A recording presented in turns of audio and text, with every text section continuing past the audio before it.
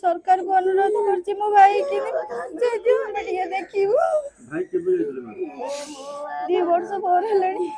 अरे ई बरस को कंपनी जाइतले कंपनी को केबे କଥା ହେଇतले ଭାଇଙ୍କ ସହିତ मो एबे 20 दिन ହେଲା କଥା ହୋଇଥିଲୁ हे मो धन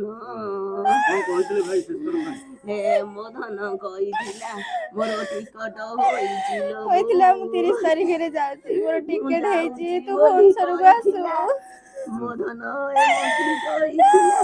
आउ तो किछि कहिनी मो पुआ कहिथिला भाई अपन परिचय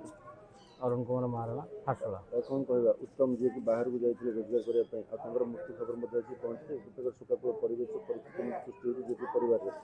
जेहेतु आप सांग थे कौन कह से तो घरे गोटे मात्र रोजगारिया पुओ जाइए बाहर को पैसा कमाइबा आउ सेठी बाहर ब्लॉक मैन्युफैक्चर कम लिप्त थे से 4 दिन पर देह असुस्थ है आउ कंपनी वाला नहीं मेडिकल आईसीयू भर्ती करते से आईसीयू रखिले एवं 2-3 दिन तले मृत्यु खबर आमको जनइले तेणुक बर्तमान घरे शोकाकुल परिवेश आउ कि कौन कह कि सरकार को अनुरोध करुँचे तार मोर शरीर को आणिक घरे निज भिटामाटी आनी पहुँचेबे आउ से एकमात्र घर बेरोजगारिया पुओ तापर 5-7 जन डिपेंड करते से केमती चलिए सरकार से पूरा व्यवस्था करेंगे अनुरोध कर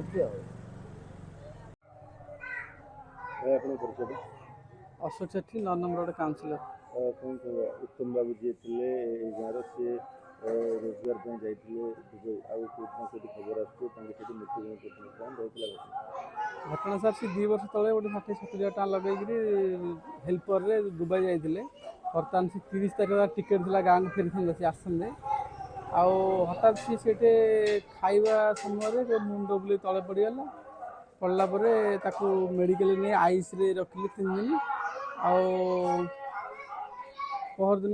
खबर आसला जे सी मृत्युवरण कर सी कह गले घर गोटे पुओ थिला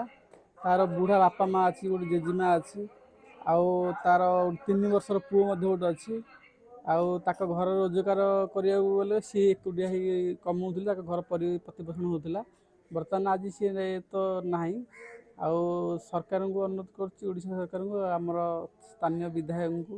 जे उत्तम जो दुबई अच्छा भल नहीं आसतु घर लोक अपेक्षा कर देखापी आउ घर प्रतिपोषण किसी सरकार तरफ सहयोग हम तो उपकृत हे।